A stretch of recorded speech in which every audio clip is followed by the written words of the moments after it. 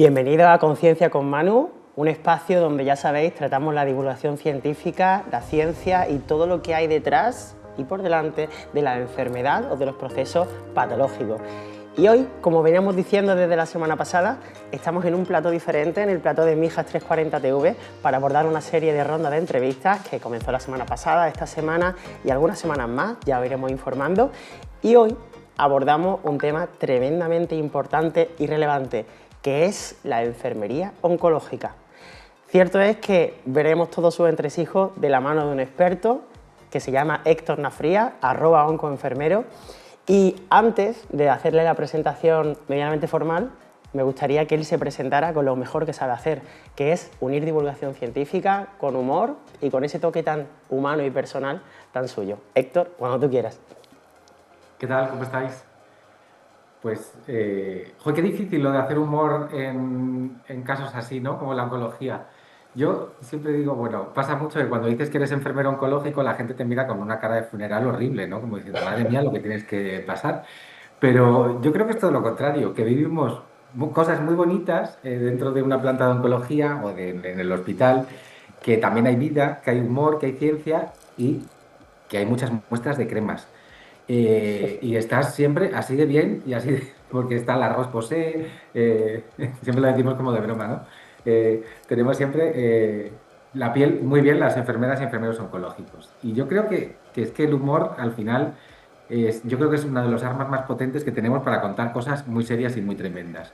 Y las tenemos que usar. Y no porque le quitamos o queramos reírnos de las personas ni de las enfermedades, sino porque yo creo que hace que la gente nos escuche mejor. No sé si estás de acuerdo. Que bueno, vaya, más de acuerdo imposible, y ya hablaremos de lo difícil que es divulgar y mucho más difícil con humor. Pero bueno, lo primero son las presentaciones, ¿no? Héctor, de verdad, en primer lugar, muchas gracias por estar aquí. Como tal, Héctor Nafría es conocido en redes como @oncoenfermero, como ya seguramente sabréis. Él es enfermero oncológico, él es divulgador. Lo más de los hitos así más recientes, que fuiste ganador del concurso Solo de Ciencia de 2026, que entiendo que ahora va a haber una fase internacional, que esto no ha acabado. Y bueno, formas parte del Consejo General de Enfermería, ¿no?, en un puesto centrado en divulgación científica, que me parece increíble que existan este tipo de puestos de trabajo que de verdad acerquen a la población la divulgación. Y hoy, de tu mano, vamos a intentar entender qué es la oncología en el sentido de la enfermería oncológica. Poco se habla y creo que es esencial y relevante. Entonces, yendo al primero de los bloques, que es básicamente, vamos a intentar definir la enfermería oncológica. Para ti, Héctor, como especialista en esto, ¿qué es la enfermería oncológica? Explicado para cualquiera que nos esté escuchando. Yo, lo primero es decirte que gracias por la posibilidad de hablar contigo en el programa. Gracias porque en estos huecos muchas veces a los enfermeros no se nos espera y a las enfermeras. Entonces está muy bien que ya empezamos a aparecer la enfermería como la ciencia del cuidado. Esta enfermería, o sea, esta ciencia que se ocupa de que nos cuidemos a las personas, ¿no? Que ha sido una ciencia muy feminizada siempre y que ha costado mucho que tengamos un cuerpo de conocimientos cada vez mayor, cada vez la mayoría, muchos de nosotros ya nos doctoramos y tenemos un cuerpo de conocimientos muy bonito que cambia mucho el sistema sanitario y que cambia para bien la vida de las personas. ¿Qué es la enfermería oncológica? Pues la enfermería oncológica es, pues, el cuidado, la ciencia del cuidado aplicado a uno de los momentos más vulnerables de la vida de alguien. Que no solo es como podríamos pensar administrar quimioterapia, inmunoterapia, que sí que es todo eso, que es algo mucho más, ¿no? Es educar, es anticipar, es acompañar en muchos casos, detectar complicaciones, estar ahí cuando emocionalmente alguien lo necesita. Hablamos mucho de los tratamientos, luego cuando hablemos del monólogo, ¿no? Hablamos mucho del tumor y de que es el protagonista siempre, pero hay que tener en cuenta muchas más cosas, ¿no? Cuando hablamos de que la persona es un ser biopsicosocial, tenemos que tener en cuenta muchas cosas, ¿no? Y eso es lo que muchas veces sustentan las enfermedades oncológicas. En el monólogo había una parte hay un libro que es precioso, que se llama El emperador de todos los males, que ganó un premio Pulitzer, que decía una frase de una activista que hablaba de que durante años todos estos efectos secundarios de los efectos secundarios del tratamiento de la quimio, por ejemplo, de la radio, como la pérdida de pelo, los vómitos, las náuseas, los hijos destruidos, hablaba así, era como bastante tremendista, ¿no? Los hijos, las vías perdidas, las venas con el paciente oncológico. Todo eso había sido algo que había pasado por inadvertido, pero que había sido terreno de las enfermeras, ¿no? Y que gracias a las enfermeras todo eso estaba cuidado. Pues eso, la enfermería oncológica es la que está, además del al lado del tratamiento, al lado de las personas. Claro, en realidad, o sea, siempre se entiende como que es la parte de cuidado médico, ¿no? Y yo siempre lo he entendido desde un punto de vista práctico, es que al final es la parte paralela, ¿no? de todo proceso oncológico, ¿no? Entonces, claro, si quisiéramos acotar un poquitito más, porque has hablado también de una parte que a mí me encanta, la esfera biopsicosocial, ¿no? Que es que el enlace emocional con la enfermedad y en concreto la oncología es tremendamente esencial. De hecho, cada vez hay más artículos, yo me muevo por ahí, ¿no? Que asocian ese impacto emocional con todas las desregulaciones tanto epigenéticas como del sistema inmune y que eso contribuye, ¿no? Desde el inicio a la progresión, ¿no? Entonces, si tú tuvieras que intentar definir desde la parte más asistencial, aunque ahora estás más en divulgación y ahora lo abordaremos, ¿qué hace un enfermero o una enfermera oncológica en el día a día? Así, un día resumen, un día general, a ver qué me dices. Que los enfermeras y enfermeros oncológicos estamos en muchos ámbitos en el hospital ya y cada vez se nos reconoce más. Podemos estar en el hospital de día con los tratamientos, podemos estar en las plantas de hospitalización y podemos estar, cada vez hay más perfiles de enfermeras de práctica avanzada. Por ejemplo, hay en los hospitales de Navarra, por ejemplo, tienen esas, y ya muchos hospitales, por ejemplo, catalanes y andaluces, que tienen ese perfil que es una enfermera de práctica avanzada que cuida un poco más allá, ¿no? Que toma decisiones complejas, que revisa todo tu tratamiento, previene complicaciones, reacciones, revisa analíticas y luego todo eso que no se ve, ¿no? La educación sanitaria, los síntomas que puedes esperar, cómo cuidarte la piel, la boca, la alimentación, descanso, actividad física, todas esas cosas que pasan muchas veces inadvertidas, pero que la enfermera, por ejemplo, de planta, de hospital de día, la de consultas, también está muy, muy acá, ¿no? Y luego la parte esta humana, que no es blanda, que también es muy clínica, como has dicho, que cada vez se demuestra más que es clínica, porque cuando cuidamos esa parte humana mejoramos muchos resultados y aportamos mucho valor. La adherencia terapéutica, la calidad de vida, todo eso mejora cuando tratamos esa parte emocional, ¿no? Pues esos cambios sutiles que puede tener alguien, conversaciones difíciles, cuidar a la familia, que eso es clave, ¿no? Yo creo que diría que ocupa una enfermera oncológica: seguridad, educación, vigilancia y todo pues con evidencia científica. Vaya, genial. Realmente al final lo que también nos transmiten, ¿no? Es que al final el enfermero o enfermera oncológica es que tiene una intuición desarrollada, una intuición médica, porque no deja de ser eso, sobre determinadas cuestiones que tienen que ver con la sintomatología, ¿no? Que a lo mejor el médico oncológico o otra serie de especialidades no llegan a ver, quizás porque no están tan cerca, ¿no? del paciente, ¿no? Del consultante, ¿no? Entonces, como última pregunta de este bloque, me gustaría preguntarte, ¿tú consideras objetivamente, en lo que tú has vivido, ¿no? En tu experiencia de vida, que se valora al enfermero y a la enfermera oncológica o que se conoce por la calle, ¿no? ¿Cuál es vuestra labor? Yo creo que se valora mucho, la enfermería oncológica se valora mucho cuando la conoces, cuando has pasado de cerca y cuando has tenido una experiencia oncológica con un familiar o tú mismo, sí que siempre vas a recordar a esas enfermeras. Eso nos pasa mucho.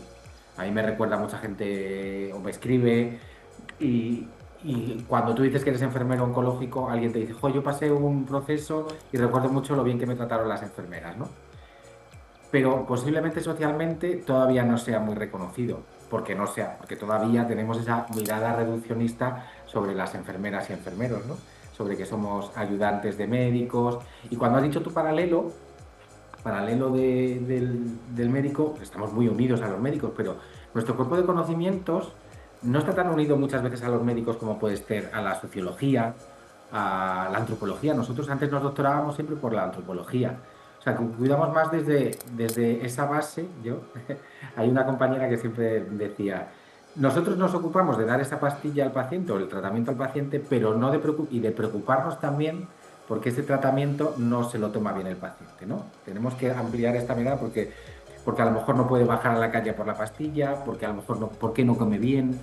Entonces, en eso es lo importante de la enfermería oncológica y que la gente descubre cuando, cuando pasa un proceso oncológico, desgraciadamente lo tiene que conocer y bueno, cada vez somos más los que divulgamos en el tema de los cuidados.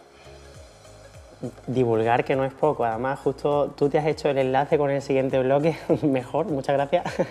La idea realmente es que la enfermería oncológica, para que lo entendamos, sí que es paralelo, cada uno tiene su área de especialidad, ¿no? Entendiéndolo como que la medicina va por un lado y la enfermería como tal por otro, pero no deja de ser medicina, ¿no? Yo creo que se debe de interrelacionar, ¿no? Es que sí, esa es la idea que a mí siempre he querido transmitir. Yo no soy enfermero, pero bueno, me pilla de cerca, mi hermana es enfermera y además enfermera de UCI, y te puedo decir, bueno, y también hablando contigo, ¿no? He podido llegar a esa conclusión, ¿no?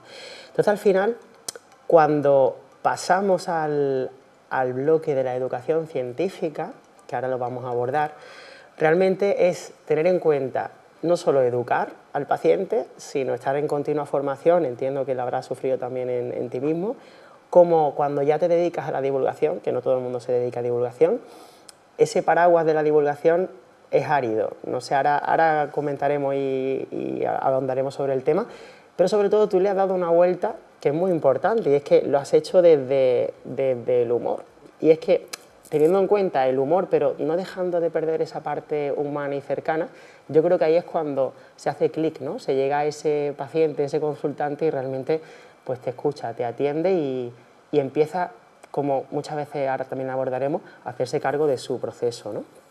Entonces, la pregunta que te quiero hacer con respecto a esto es: ¿qué papel crees que juega el enfermero o enfermera oncológico en la educación del paciente, quizás antes de empezar un tratamiento o proceso oncológico?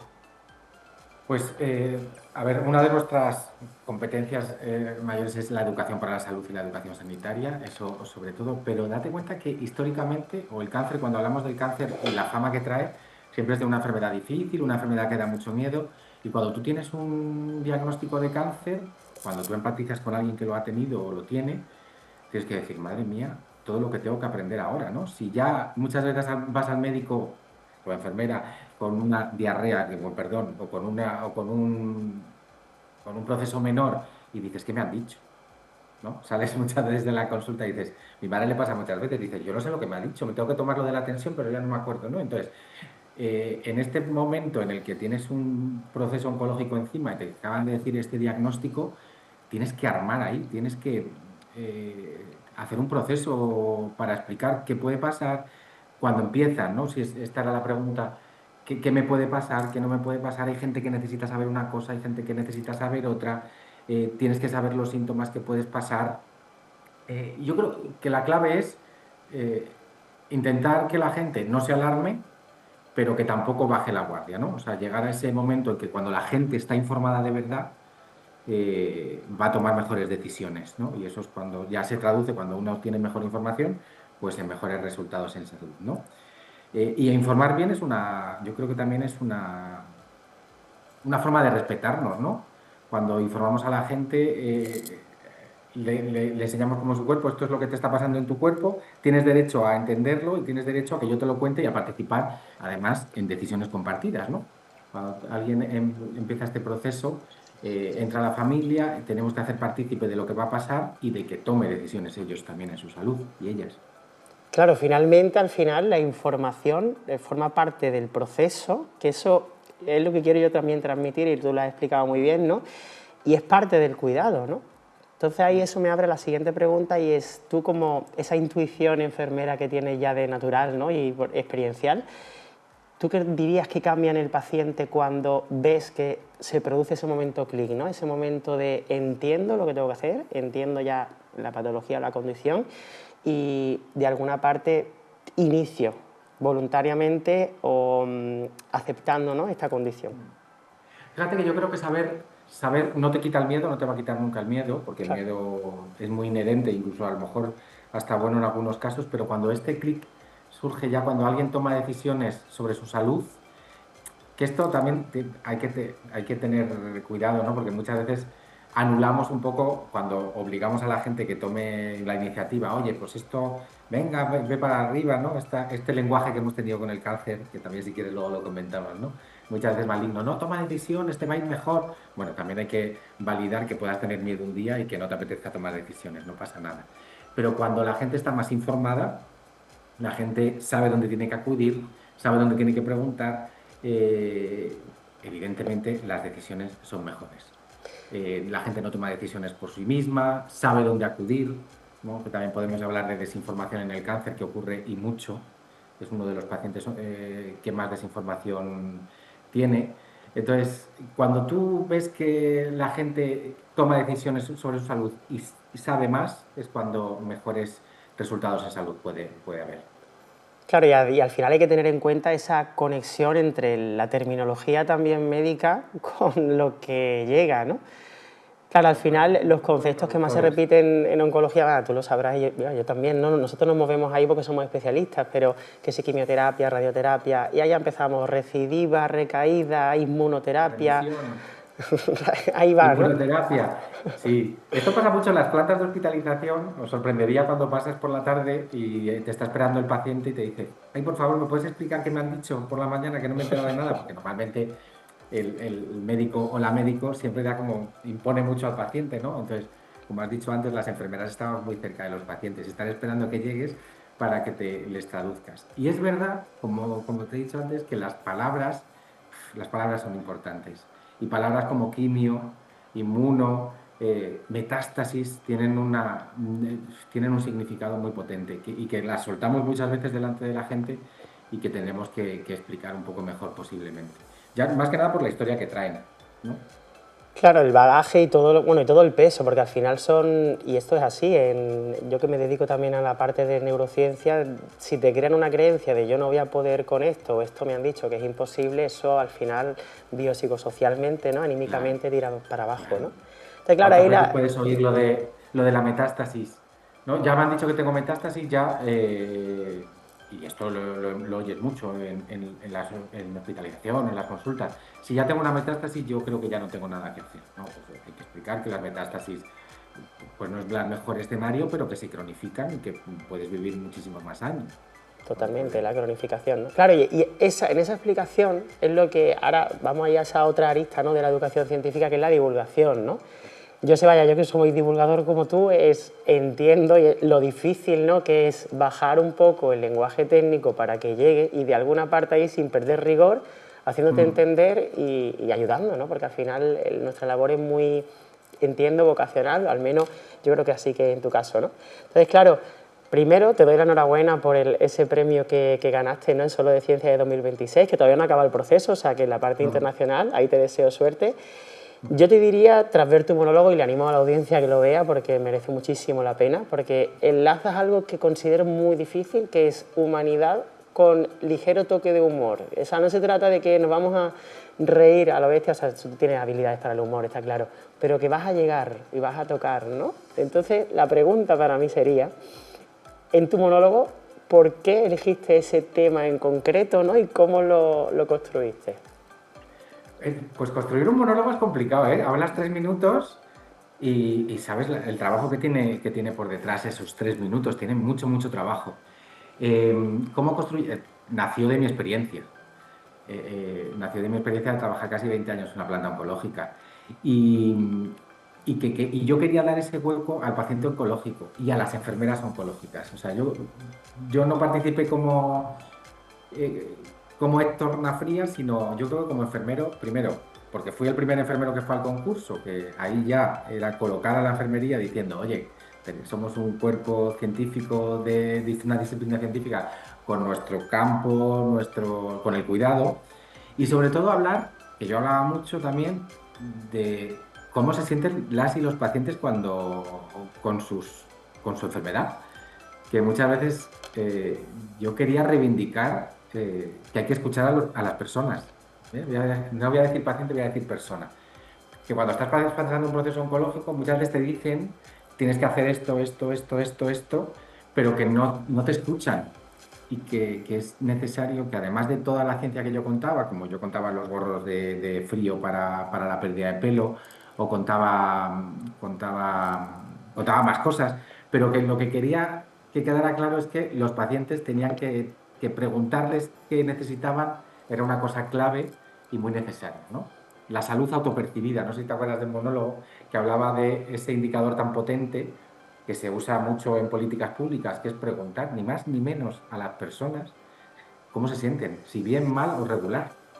Y que eso es un predictor muy potente del uso del sistema sanitario o de una muerte prematura. Claro, al final, de hecho, siempre si nos fijamos en las estadísticas que miden un poco esa satisfacción con el médico, ¿no? Es el tiempo de consulta, el que me sienta escuchado o escuchada, ¿no? Y ahí es un indicador y además clave, las dos la clave, y vosotros tenéis ahí mucho peso y creo que poco se habla, por eso yo creo que ese es el motivo de esta entrevista, ¿no?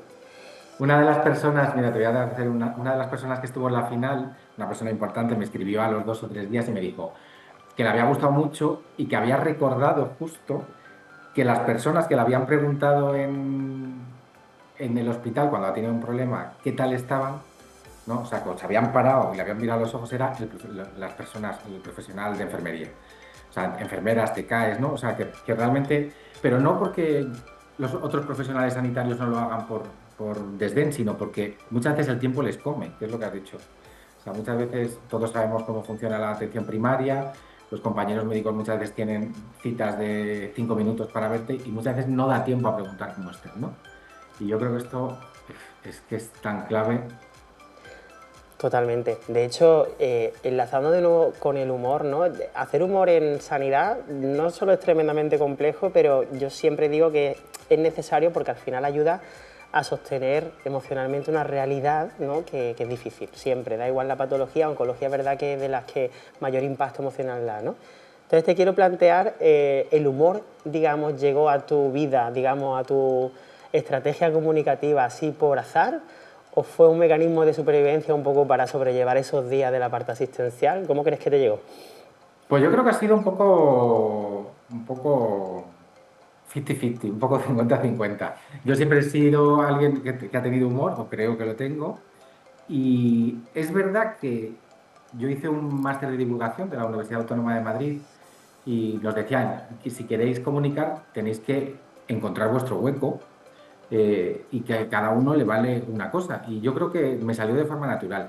Creo que hablar de humor y hablar de cáncer y hablar de enfermedad es quitarle importancia o sea, quitarle importancia o quitarle drama, ¿no? Y cuando le quitas drama y cuando hablas de las cosas, eh, yo creo que les quitamos la posibilidad de hacernos daño. No sé si me he explicado bien, ¿no? Sí. Para ser divulgador. Pero hay una frase que me gustaba mucho, que me dijo una vez un paciente, que es que reírse de su enfermedad le hacía tomar las riendas de ella y que no le dej- y no le dej- y le permitía reírse de las cosas que no le había quitado, ¿no? O sea, me ha quitado el cáncer, me ha quitado muchas cosas, pero reírme de ella permite quitarla el respeto, ¿no? Entonces, yo creo que es una forma natural. Qué bueno, eso vaya, lo sabréis, vaya, seguro la audiencia y tú cuando tienes una hiperactivación de este eje de la respuesta lucha-huida, ¿no? Dicen, y está súper demostrado científicamente, que cuando te ríes de tu propio proceso, ¿no? Esa risa libera una serie de neurotransmisores que te mantienen como una especie de... Mucha gente lo describe como falso estado de felicidad, pero a nosotros nos da igual, realmente es un estado de mayor coherencia, mayor serenidad, mayor predisposición a querer hacer cosas, ¿no? Y no tener un estado Sí, sí, más sí, depresivo, total. ¿no? Yo te puedo contar miles de anécdotas con pacientes oncológicos. Eh, yo me acuerdo de ofrecer a una paciente con dolor que tenía mucho dolor una morfina, era una chica joven divertidísima, y me decía, joder, es que con lo que me costaba a mí drogarme de joven, pero ahora quiero tomar las riendas de mi vida. Entonces nos reíamos mucho con lo de, yo llego con mis drogas y ella siempre se reía y decía, no, no quiero, falleció, pero falleció riéndose con muy buen humor y tomó las riendas de su enfermedad, ¿no? Entonces, no sé si, y fíjate que siempre entrabas en esa habitación y con su familia siempre había ese tono que dices tú de felicidad, ¿no? Que quizás muchas veces medirlo científicamente es complicado, pero sí que existía. Claro, ahí eso te lo quiero preguntar más adelante, lo de tomar la rienda de la enfermedad, porque eso es un bloque además apasionante y además es que los enfermeros son los que realmente tocáis esto, ¿no? Pero antes de eso te quería preguntar si ha habido alguna reacción, alguna frase, algo que te hayan dicho a ti después de ver tu monólogo, después de haber visto a lo mejor alguno de tus vídeos de divulgación, que te haya chocado especialmente o te haya quizás animado a seguir o digamos sencillamente chocado, ¿no? hay veces a ver, normalmente te pueden decir de todo en redes, ya sabes cómo funciona esto de las redes sociales, pero en general la respuesta ha sido muy buena. Y sí que ha habido mucho cuando subí el monólogo en Instagram de gracias por poner voz a los enfermos oncológicos, pacientes oncológicos, no tanto enfermeras, ¿sabes? Y me decían eso, que gracias por escucharnos, ¿no? Por darnos esa voz. Y me acuerdo que había una paciente, no me acuerdo el nombre ahora, paciente oncológica que decía yo hablaba durante una temporada del gorro de frío, o sea, durante una parte del monólogo del gorro de frío, ¿no? De cómo que la alopecia inducida por la quimio siempre ha sido como un efecto secundario leve, pero yo hablaba de que leve no era, que mirarte todos los días al espejo y recordar que estás enfermo o enferma es una barrabasada, iba a decir una palabrota. Entonces, ella me decía, gracias por decirlo, porque nosotros muchas veces lo decimos y parece que pasa desapercibido. No, oiga, que es que yo no le doy tanta importancia, que le doy mucha importancia al tratamiento, pero le doy mucha importancia al pelo. Y luego otra paciente que me echó un poco la bronca y me dijo, has hablado de los gorros de pelo, pero tenías que haber dicho que no tenía tanta evidencia. O sea, parece que la evidencia de los gorros de frío depende de la quimio, depende del tratamiento, funciona o no, ¿no? Con antraciclinas o depende con cuál la pongas. Entonces, ella decía que se quedaba corto porque había que contarlo todo. Estas son las respuestas que tenía. Pues es que claro, eso es muy importante. Cuando hablamos de evidencia científica, los dos que somos científicos, al final muchas veces la evidencia se explica por sí sola a partir de esta parte que se llama de datos reales, ¿no? De lo que ves en consulta, pero claro, depende de muchos otros factores y es lo que, sí, puede que no haya evidencia científica suficiente, pero la hay. Eso es lo que también Todavía. quiero... Ahí va, es que eso es La ciencia importante. está muy viva. Yo siempre que digo que los científicos nos equivocamos cuando publicamos, posiblemente, o sea, yo creo que la gente tiene que entender que nos podemos equivocar y que la ciencia está viva y que cada vez pues, puede cambiar lo que hoy sabemos que es una evidencia, pero mañana a lo mejor no lo es. Totalmente. Pues nada, ahora me gustaría pasar al siguiente bloque en el que además ya has dado como algunas pinceladas, ¿no? Que es, y creo que es una parte difícil pero esencial, que es el manejo de los efectos secundarios, ¿no? Asociados a oncología, ¿no? Y claro, aquí es verdad que no se trata de quizás alarmar ni dar ninguna, yo qué sé, ningún dato, ¿no? Que pueda chocar, ¿no? A lo mejor hay términos, como te has dicho antes, diarrea, bueno, no choca, ¿no? Pero preguntándote así a modo general, ¿qué problemas o qué efectos secundarios así más generales o que tenéis que hacer frente los enfermeros oncológicos, ¿no? Día a día, derivados de la quimio, de la radioterapia, de la inmunoterapia o de las terapias dirigidas, son los que tú dirías que, pues bueno, son los más encontrados, ¿no? Lo que más pregunta la gente. Fíjate que yo creo que como historia, la gente pregunta muchísimo las náuseas y los vómitos. Tienen todas las películas recuerdan, ¿no? Si os recordáis, todas las películas que hablan de quimioterapia siempre tienen el paciente oncológico vomitando. Esto ha cambiado muy mucho con la medicación de soporte, que ya no pasa como antes y los tratamientos ya no son lo que era antes. Así que tranquilidad si me está viendo un paciente oncológico. Em, pero yo creo que además, hace poco subí un carrusel, un reel, no me acuerdo qué fue, a Instagram, en lo que hablaba de los efectos secundarios, cuáles eran para ellos los que más molestaban. Y hablaba mucho, la gente habla mucho y cada vez más de la fatiga. La fatiga relacionada con el cáncer es un síntoma que solo ellos pueden explicar, que la única evidencia científica que para pasarla es hacer ejercicio y ellos te dicen, la gente te dice, joder, ¿cómo voy a hacer ejercicio si estoy cansado? Las neuropatías, que no son tan conocidas como otras, pero son muy molestas. Y fíjate, voy a hablar de una que yo creo que también tenemos que tener muy en cuenta las enfermeras y los profesionales sanitarios, que son las desigualdades sociales que produce el cáncer. Esto es un efecto secundario bastante gordo, porque caer enfermo o enferma con una enfermedad oncológica es muy caro.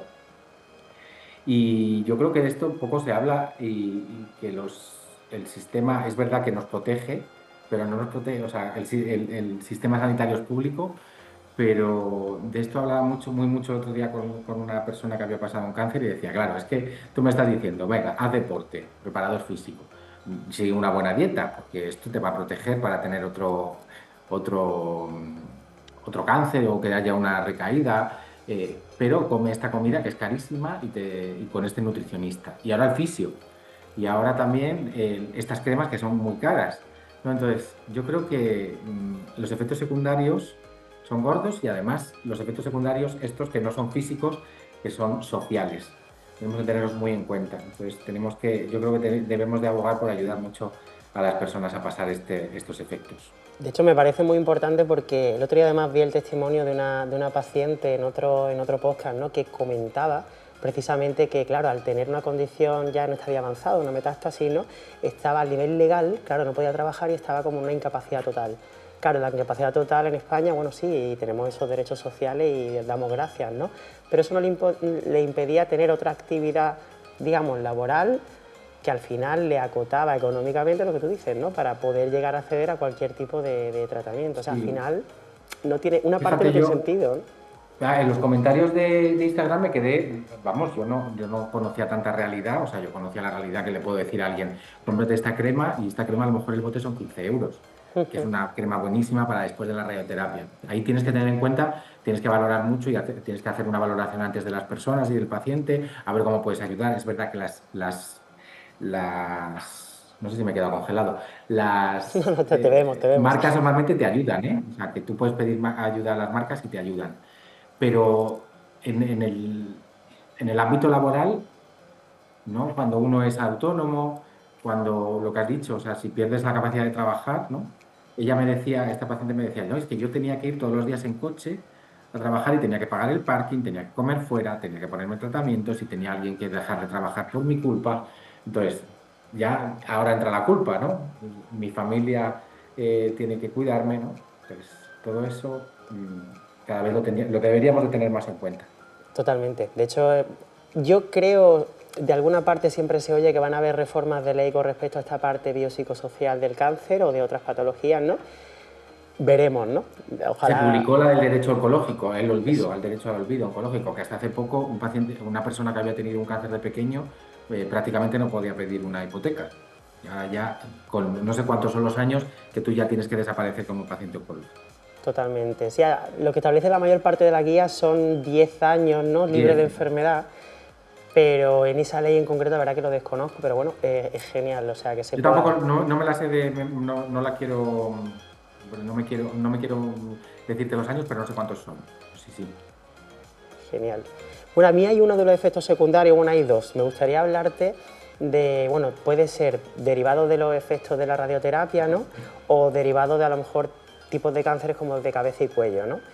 Por ejemplo, la disfagia, ¿no?, que creo que poco se habla porque al final es una complicación que puede derivar en muchas consecuencias, sobre todo infecciones, ¿no?, del tracto respiratorio, tracto intestinal. Vosotros como enfermero oncológico, cuando presentan una disfagia, entiendo, independientemente de la causa, ya tienen la disfagia, ¿no?, ¿es realmente difícil abordarla, no? ¿Cómo se os forma en ello? ¿Cómo dirías que esto lo podéis...? Es un efecto secundario bastante además doloroso, ¿eh? Es un efecto secundario, las mucositis son muy dolorosas, estamos bastante entrenados, ¿no? Es verdad que la disfagia, y luego además ahí entra el poder hablar, ¿no? Claro. Es que lo de la disfagia impacta en cosas muy básicas, comer, beber, hablar, tragar, relacionarse, todo ese tipo de cosas impactan mucho en el paciente, ¿no? En mucositis valoramos mucho, normalmente lo que tenemos que hacer es valorar la boca, detectar si hay más lesiones, si hay dolor, si hay sangrado, placas. Vigilamos, el aspecto de la boca es un aspecto que hay que vigilar muy mucho. La textura de la comida, que puedes tragar, que no puedes tragar, controlar el dolor. Y luego, si hay que tomar más decisiones, hay que avisar para que te ayuden los compañeros. Claro, hay que poner a lo mejor una dieta por otro sitio, ¿no?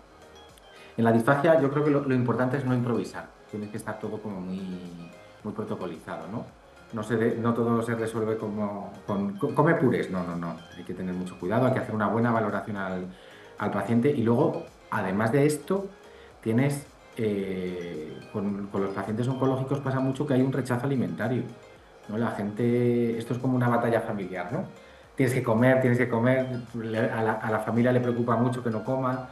Y esto produce eso, que la gente rechace la comida, ¿no? Entonces tienes ahí esa vertiente que tienes que ver qué es lo que quiere comer el paciente, qué suplementos puedes aportar, ¿no? La clave es que no es un efecto secundario leve, ni muy pequeño tampoco. Es un efecto que afectar a la comida, a la bebida o a tragar, afecta mucho a la calidad de vida de las personas. Claro, y también se hace necesario quizá la figura del logopeda, ¿no? Que ya no solo para hablar, sino para volver a aprender a tragar con esa nueva circunstancia, ¿no? Que creo que vaya, es realmente Sí, complejo, sí. ¿no? Nosotros teníamos una enfermera especialista que se dedicaba a la disfagia, y se hacía ACTs para tragar, ¿no? Entonces, es verdad que es súper importante, ¿no? Y además es un efecto que muchas veces ya sabes qué va a pasar según el tratamiento que pongas y que te tienes que anticipar, ¿no?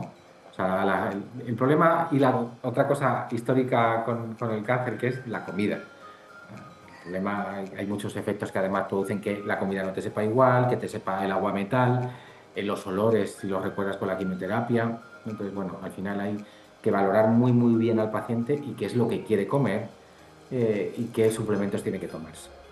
Qué bueno. Realmente el último de los efectos secundarios que me gustaría abordar contigo, a ver si estás también de acuerdo, es el que apodamos como fiebre neoplásica o fiebre oncológica, ¿no? Siempre hay como que en toda la sociedad, ¿no? Tú haces una encuesta por la calle, oye, la fiebre hay que bajarla y punto, ¿no? Y en muchos casos la fiebre oncológica tiene mucho sentido, ¿no? Esa fiebre que sube, hombre, si llegamos a valores muy altos, ¿no? Por encima de 39 una serie de horas, afecta a la biología del cuerpo.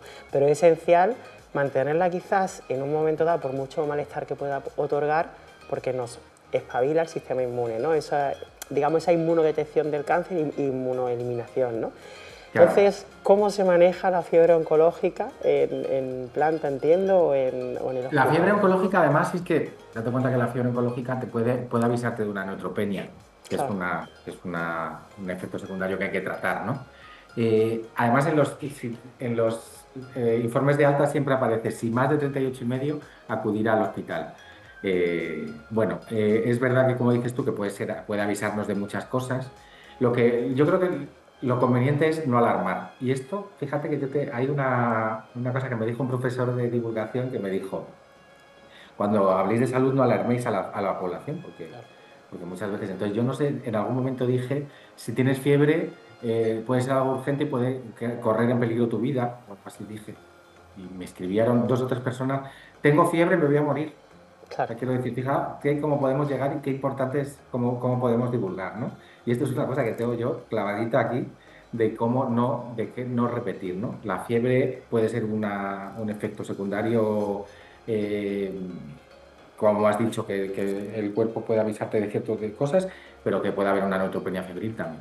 Esto, como todo, cuando el paciente, como hemos dicho antes, cuando las personas están informadas, es como mejor se atajan, ¿no? Qué, Y luego, pues eso, que es que la fiebre tiene una complejidad biológica grande, ¿no? Clínicamente, yo creo que lo que tenemos que hacer es siempre prudencia, ¿no? Puede ser una señal de alarma, pero tenemos que saber cómo reconocer esa señal de alarma. qué bueno. Bueno, pues cerrando esto, si pasamos a la parte más del lenguaje asociado también al proceso emocional, ¿no? Que conlleva el proceso oncológico, te quiero hacer una pregunta reflexiva, a ver qué opinas de esto, ¿no? Al final tenemos que tener en cuenta que el lenguaje nos puede aliviar, ¿no? De alguna parte esa carga emocional, ¿no? Entonces hay determinadas palabras, por ejemplo, te pongo ejemplos, ¿no? La terminología de enfermedad frente a proceso o de consultante o digamos, persona que acude por un proceso, ¿no? Frente a paciente. Yo sé que son sutilezas, ¿no? Pero muchas veces eso nos ayuda quizás a aliviar la carga, ¿no? ¿Qué palabras o qué se te ocurre a ti que tú utilizas habitualmente en tu día a día? Tiene mucho sentido. Fíjate que yo, si ya ha habido un ejemplo antes que te he dicho, digo muchas veces paciente, pero intento decir persona, ¿no? Porque más allá de que sea una persona con una enfermedad o con un proceso, es que el lenguaje importa mucho. El problema yo creo que no es meternos en una cárcel. Y esto, mira, te lo voy a poner como ejemplo de ser enfermera, que muchas veces me dice la gente, ¿por qué dices que eres enfermera si eres enfermero? Bueno, porque las enfermeras son un 83% de las personas que se dedican a la enfermería, no sé si me equivoco, 80, 80 y tantos, son enfermeras. Que hablemos en femenino, yo creo que es hasta una reivindicación histórica, no pasa nada. Si yo hablo en plural, siempre utilizo enfermera. Si hablo en singular de mí, digo enfermero, no pasa nada, ¿no? Entonces, bueno, con el lenguaje no tiene que ser una cárcel. Que digamos persona, yo creo que sí que hay que decir persona, no paciente, porque paciente parece alguien que está esperando a que tomes decisiones por él. Yo creo que la persona tiene en cuenta, una persona que pasa a una enfermera tiene en cuenta un poco, ¿no? Todo ese contexto en el que vivimos. Familia, trabajo, tal. Entonces, no se nos olvida que a nosotros también como profesionales muchas veces el paciente es el que no toma decisiones. El lenguaje es muy importante y hay que saber utilizarlo bien. Y en cuanto a enfermedad y proceso, Es verdad que enfermedad parece que te retrotrae a cosas muy feas, ¿no? Y proceso es un proceso por el que está pasando la gente. Pero aún así, está muy bien que hablemos de esto, pero sin que sea una cárcel para nosotros, porque muchas veces nos ata mucho. Claro, de hecho, bueno, yo lo que reivindico siempre mucho, muchos vídeos lo he hecho en esa línea, es quitar el lenguaje bélico al Bueno, cáncer, bueno. Bueno, ¿no? eso lo hablamos mucho. Hay un Instagram que me gusta mucho que se llama Cáncer de pulmón a los 35. Es una Ah, chica joven sí. con un cáncer de pulmón, y lo hablaba el otro día ella en un reel y decía, bueno, es que parece que el lenguaje bélico y cada vez más las asociaciones de pacientes luchan contra ello. Fíjate cómo me Sí, sale. sí, ahí va. Nos sale muchísimo, pero sí, parece que lucha, y si no has luchado, o sea, y si tienes una recaída es que no has luchado mucho, ¿no? Es que como poner todo el peso del proceso o de la enfermedad al paciente. Claro, Es porque un- sí que es verdad que además eso biopsicosocialmente o neurobiológicamente, estos palabras es para decir, oye, el efecto que tiene en el cuerpo el pensamiento quizás, ¿no? Cuando, digamos, un consultante, un paciente se hace cargo de su propio proceso, que no es más que aceptar la condición, decidir avanzar, cambiar hábitos, no es como una película completa, ¿no? Eso ciertamente es verdad que alivia carga emocional, todo lo que alivia carga emocional, alivia pues toda esa desregulación y el sistema inmune empieza de alguna parte a equilibrarse, ¿no? No a luchar, sino a equilibrarse, ¿no? Claro, pero ahí es donde también está la fina línea de ¿qué me estás diciendo? ¿No? Que no me estoy haciendo cargo de mi proceso, ¿no? Esa lucha, esa respuesta, ¿no? A la defensiva, ¿no? ¿Cómo dirías tú que eso se puede manejar quizás un poquito mejor o digamos prevenirlo, ¿no? Para que sea más ameno? Fíjate que yo creo que en consultas o en una habitación, y esto nos ha pasado mucho a las enfermeras y enfermeros oncológicos, ¿no? Que la gente te hable. La gente es muy. Cuando estás de tú a tú, la gente habla. Entonces, hablar de la enfermedad de uno mismo es complicado.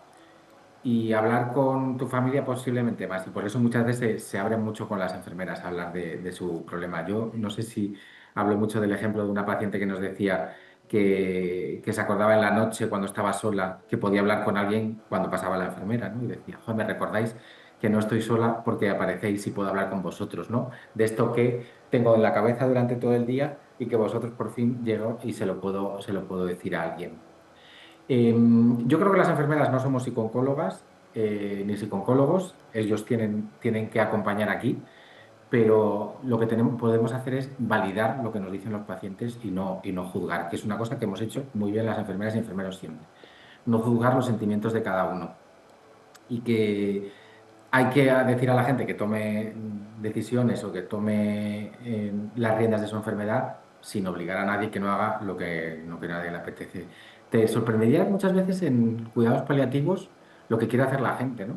Y esto hay mucha literatura también al respecto, ¿no? Sobre a partir de ahora, no como pactas, ¿no? Si tú sabes que tienes una enfermedad posiblemente terminal, quiero hacer esto, quiero llegar a la comunión de mi hijo, quiero llegar a la boda de mi nieto, quiero hacer todo este tipo de cosas, y es un proceso que ayuda mucho en la enfermedad.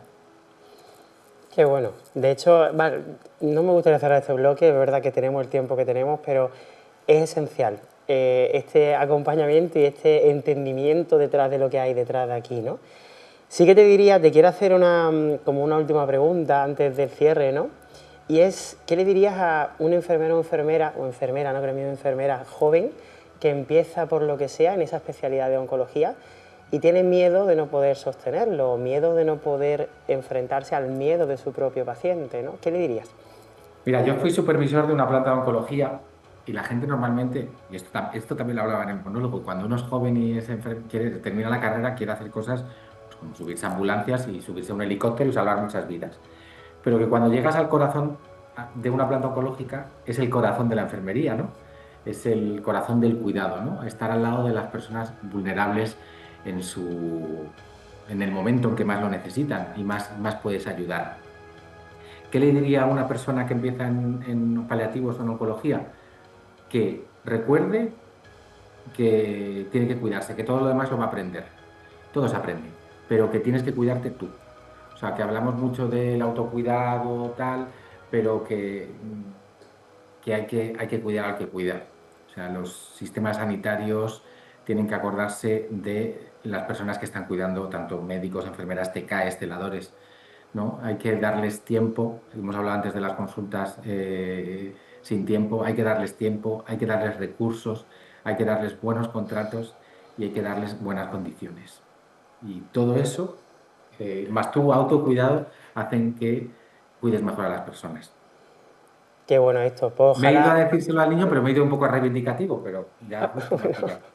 todo vale, ¿no? De hecho, si te ha nacido será por algo y también te digo eso, que gracias por haber compartido esto, ojalá llegue a muchas personas, desde pacientes, consultantes, incluso a gremio médico, incluso más arriba, ¿no? A políticos y gobernantes para que, bueno, todo esto se vaya encauzando mejor y se entienda, ¿no? Porque al final si se explica desde la experiencia, ¿no? Pues siempre llega mucho, mucho más, ¿no? Sí, sí. Así que nada, Héctor, muchísimas gracias. Te animo a que te quedes a ese cierre reflexivo Muchas gracias. y nada, ahora volvemos contigo. Pues como cierre reflexivo del programa de hoy, ¿qué os puedo comentar, no? Hemos abordado la enfermería oncológica desde diferentes vertientes, ¿no? Con un especialista, por supuesto, como Héctor, @oncoenfermero, y hemos visto todo lo que tiene que ver con el acompañamiento paralelo del consultante o paciente en el proceso oncológico. Fijaos que es tan importante como que no solo la condición es la que marca, digamos, esa nueva realidad, sino el sostener esa condición y, de alguna parte, pues intentar sobrevenir a todo lo que vaya viniendo, desde los efectos secundarios, que hemos hablado de varios de ellos, desde el componente o la carga emocional, que es lo que de alguna parte nos marca, ¿no?, al paciente consultante también todo el proceso, y cómo afecta toda esta desregulación de impactos emocionales o de diferentes tratamientos en el sistema inmune. Porque no recordemos, como hemos comentado en otros capítulos, que el sistema inmune es quien inmunodetecta, inmunodetección e inmunoelimina, eliminación del tumor, ¿no? Entonces es importante que cuanto más hagamos por volver a ese equilibrio, mucho mejor, ¿no? Y claro, quizás esto es un reto porque hablamos siempre de medicina personalizada, pero quizás no el reto esté solo en diseñar un fármaco perfecto, ¿no?, que digamos, ensalce el sistema inmune y erradique el tumor, sino en hacer ese acompañamiento biopsicosocial, como hemos comentado, y esto lo ha comentado también, del consultante o paciente, ¿no? Al final, personalizar también es acompañar. Y en ese acompañamiento, durante muchos años, tanto en este país como en otros países, quizás no se ha puesto el foco y desde hace unos años sí que se está haciendo. Y figuras como la de Héctor, como la de otros divulgadores y divulgadoras que espero tener la suerte de traeroslo aquí, que os contar con su experiencia, ¿no?, o contaros también la mía, podamos aportar ese granito de arena en esa supermedicina personalizada que tiene en cuenta todas las esferas. Lo que se mal llama en muchos casos la parte integrativa, pero todo lo integrativo es considerar un todo, algo integral, ¿no? Entonces, nada más, solo decirte esto, muchas gracias por estar aquí. No sé si quieres acabar con algo más o quieres añadir algo más. No, me ha encantado que hayas hablado de la oncología integrativa, que yo la tenía ahí en mente, pero que yo creo que es el futuro. Por cierto, en Granada hay una consulta buenísima de oncología integrativa, que os invito a que la conozcáis, que yo aprendí mucho de ellos y que está muy bien, que yo creo que mi idea era esa, era que la tecnología es maravillosa, la tecnología, la IA, la inmunoterapia, pero que lo humano también es científico y que tenemos que acordarnos también de esa parte humana que apoya mucho a la tecnología y que sin ella no vamos a llegar. Totalmente, y en la línea contigo, y espero que tú por tu lado, yo por el mío, y si colaboramos, genial, podamos esto transmitirlo, porque creo que es esencial. Y aunque muchas veces se denigre y se dice falta mayor evidencia científica, sí, faltarán muchos estudios, que además hay muchos en curso, ya más adelante o en este programa y en otras vías pues lo comentaremos, pero es parte de, o sea, si haya una evidencia experiencial, ¿no?, y qué más experiencia que un enfermero que está a pie de cama del paciente, pues mejor, ¿no? Y eso es lo que yo creo, en mi humilde opinión, es lo que tenemos que transmitir, ¿no? Sí, totalmente. Pues nada, muchísimas gracias de verdad, Héctor, y ya solo me queda, pues, explicar qué vamos a ver en el siguiente programa de Conciencia con Manu.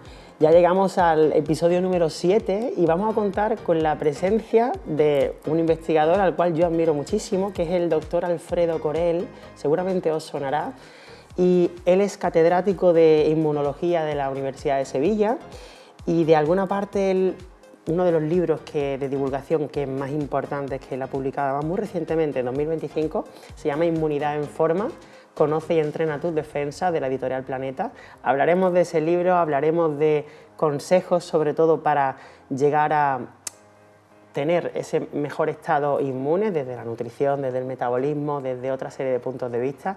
Y nada, os animo a que lo veáis, será el jueves que viene a las 12:15 como siempre en Conciencia con Manu. De verdad, muchas gracias por estar aquí, por haberlo visto en directo e incluso en diferido. Y nada, nos vemos la semana que viene. Muchas gracias.